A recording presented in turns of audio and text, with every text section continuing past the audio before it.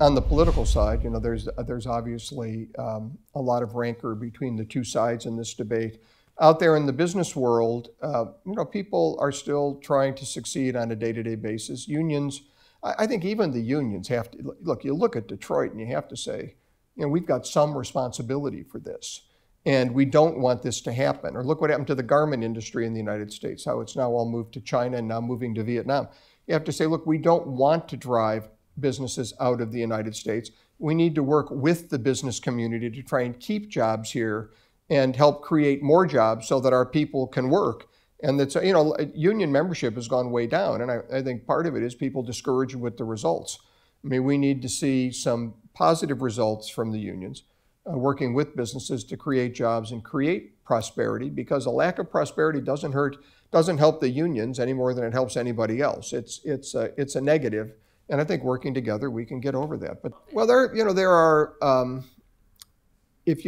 with companies, particularly you've got the Philippines and India, where people speak very good English, and India in particular, they're very well educated.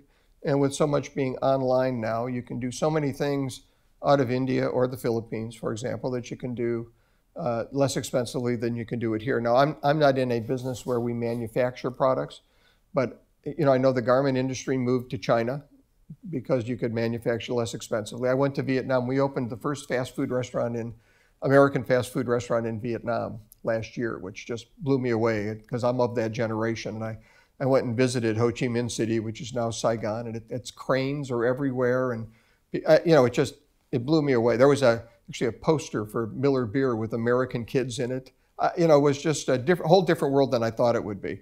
But a lot of the people kept asking me if I was in the garment industry, because the garment industry is now moving from China to Vietnam because you can get less expensive labor in Vietnam.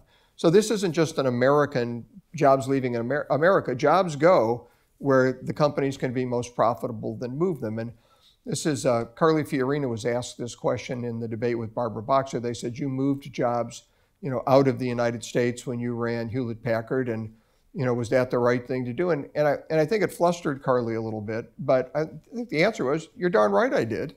I mean, my responsibility is to the shareholders of the company when I ran a company. Just like if I'll be a senator, it'll be the citizens of this state. I know why jobs leave this country. I know why jobs leave this state, and I want to stop it. I want to implement policies that keep jobs here in America and that keep jobs in California. And if elected, that's exactly what I'll do. I mean, Carly was in a position to say those things. I think I wish she would have said them, because I think that's exactly what she would have done. And when the people who understand why jobs are leaving are the people who are being approached to send the jobs away. And if we want to know how to stop that, those are the people we need to go to. You can't just say you're not allowed to leave the country. Well, no, it's not going to happen.